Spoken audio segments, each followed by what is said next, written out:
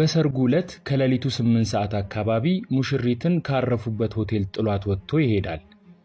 ለመሆኑ ለምን ካላችሁ በፍጹም የማትጠብቁት ያልተጠበቀ ነገር ስለገጠመው ነበር። በተለይ ለማግባት ያሰባችሁ ሰዎች ይህንን አስገራሚ ታሪክ ብትሰሙ ብዙ ነገር ትማሩበታላችሁ። ለመሆኑ አንድ ባል ሚስቱን አምኖ ለድግስ ወጪ አውጥቶ ተቀብያታለሁ ብሎ ካገባት በኋላ ጥሏት እንዲሄድ ያስገደደው ነገር ምን ሊሆን ይችላል? ነገር ግን ፉአድ ሙሽራውን በሰርጉ ዕለት ምሽት ጥሏት የጠፋበት ምክንያት በፍጹም የማትጠብቁትና ብዙሃንን ያነጋገረ ክስተት ነበር። ይሄ በአቡዳቢ ዱባይ ውስጥ የተከሰተና በፍቅር በክህደትና ማጭበርበር የተሞላ አስገራሚ እውነተኛ ታሪክ ነው። እንደምትዝናኑና ትምህርት እንደምታገኙበት ተስፋ አደርጋለሁ። ታሪኩ የተከሰተው በፈረንጆቹ ኦክቶበር 12 2022 አካባቢ ነው። ቦታው ደግሞ አቡዳቢ ዱባይ ውስጥ። ፉአድ ለስራ ወደ ዱባይ በመሄድ ከ10 ዓመታት በላይ ጉልበቱን አሟጦ ላቡን ጠብ አድርጎ በአቡዳቢ ውስጥ የሰራ የ34 ዓመት ወጣት ነው። በእምነቱም ጠንካራና ባገኘው አጋጣሚ ወደ መስጂድ በመመላለስ የሚሰግድ ጠንካራ ወጣት ነበር።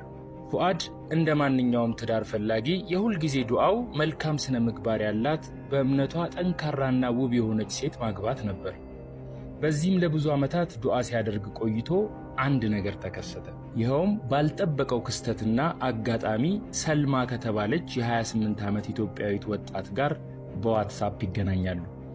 ሰልማ መጀመሪያ እንዳያት በጣም ትሁት፣ ውብ ስነ ምግባር ያላት የዋትስአፕ ፕሮፋይሏ ላይ የተለያዩ ሃይማኖታዊ ጥቅሶች፣ የቁርአን አንቀጾችና ሐዲሶችን የምትለቅ ስትናገርም ለስላሳና አደበኛ ትመስል ነበር። ስለዚህም ፉአድ የረጅም ዓመት ዱዓው እንደተሳካለት አመነ። ከዚህ በተጨማሪ ከሰልማ ጋር እንዲገናኙ ያደረገው ለፉአድ የቅርብ ቤተሰብ የሆነና ሰልማንም በቅርበት በሚያውቃት ኢትዮጵያ ውስጥ የሚኖር ዘመዱ በኩል ነበር። ፉአድ ሰልማን ለመጀመሪያ ጊዜ በቪዲዮ እንዳያት ከልቡ ወደዳት። የገመተው ነገር ትክክል እንደሆነም አመነ።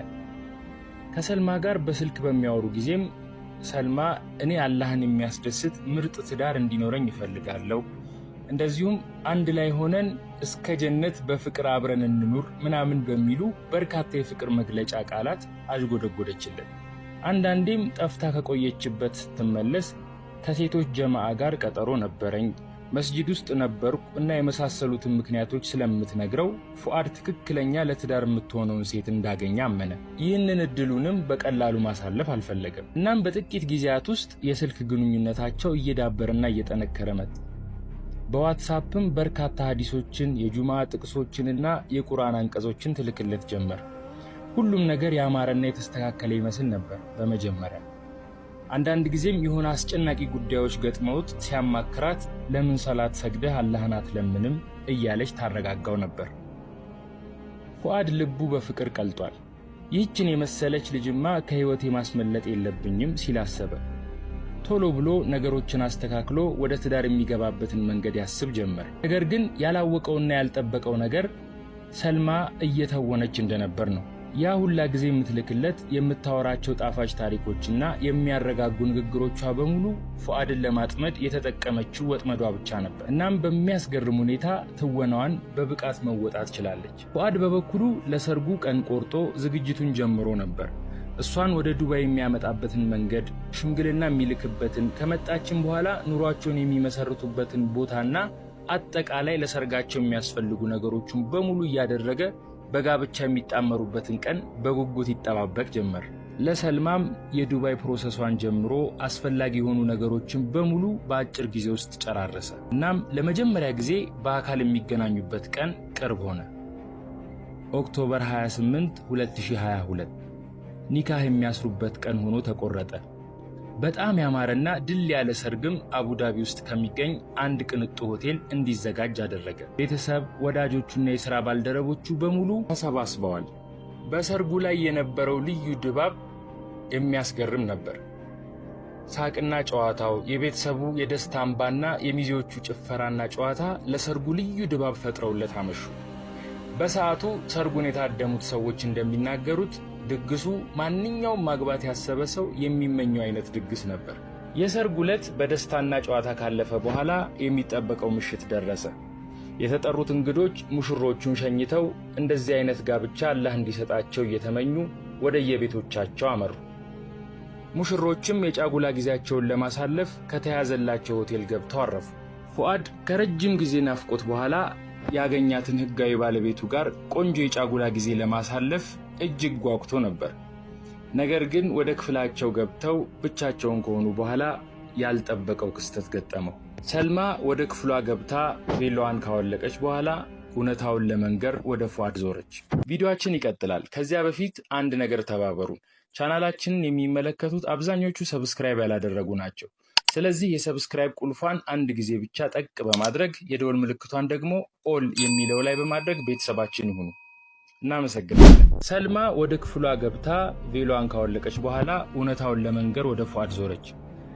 ከዛም አይን አይኑን እያየች በድፍረት ባልተጠበቀ ሁኔታ እስካሁን የደበቀችውን እውነታ አፈረጠች። ፉአድ አለች ሰልማ አይን አይኖቹን እያየች፣ በመካከላችን ምንም ነገር ከመፈጠሩ በፊት ያልነገርኩህና ማወቅ ያለብህ አንድ ነገር አለ። ፉአድ ልቡ ቀጥ አለ። በአእምሮ ላይ ብዙ ነገሮች እየተመላለሱበት ራሱን መጠየቅ ጀመረ። ታማ ይሆን ወይስ ከኔ በፊት ትዳር ነበራት? ምናልባት ልጅ ቢኖራትስ? በርካታ ጥርጣሬዎች በልቡ ላይ ተፈጠሩ። እኔ ያሰብካት አይነት ሴት አይደለሁም። ሃይማኖተኛም እንዳሰብካት አይነት ጨዋ ሰውም አልነበርኩም። አንተን ለማግባት የወሰንኩት ወደ ዱባይ መጥቼ ሥራ ለመጀመርና ሀገር ቤት ቤተሰቦቼን ለማስተዳደር ቀላሉ መንገድ ይህ ብቻ ስለነበር ነው። ሳልነግርህ በመካከላችን አንድ ነገር ቢፈጠርና ትዳር መስርተህ የጠበቅካትን አይነት ሴት ሳልሆን ብታገኘኝ ይበልጥ ልትጎዳ ትችላለህ። አንተ የማትፈልጋትና የማትመኛት አይነት ሴት ጋር እንድትኖር ደግሞ አላስገድድህም። ስለዚህም ነው ይህንን ነገር ካሁኑ የምነግርህ። እንደማታዝንብኝ ተስፋ አደርጋለሁ። ውሳኔው ያንተ ነው። ፉአድ የሰማውን ነገር ባለማመን በዝምታ ተውጦ ቁጭ አለ። ምናልባት እንደ ዘመኑ ሰዎች ፍራንክ እያደረገችኝ ይሆን ሲልም አሰበ። ሰልማ ግን የተናገረችው ነገር ከልብ እንደሆነ ያስታውቅባት ነበር። ንዴት፣ ድንጋጤና ሐዘን ተደራርበውበት የማያውቀው ስሜት ተሰማው። ከዚህ በላይ እዚያ ክፍል ውስጥ መቆየቱ የማይፈልገው መጥፎ ስሜት ውስጥ ሊከተው ስላሰበ ሌሊት 8 ሰዓት ላይ ሙሽሪትን ክፍል ውስጥ ብቻዋን እንዳለች ጥሏት ወጣ። በመንገድ ላይ ብቻውን እየሄደ የተደበላለቁ አይነት ስሜቶች ይሰሙት ነበር። እንዳሰብኳት አይነት ሴት ባትሆንስ? ከወደድኳት እሷ እንደፈለገችው ቤተሰቧን እየረዳን መኖር አንችልም ነበር? መጀመሪያስ ለምን ዋሸችኝ? ለምን ትቻት ወጣው?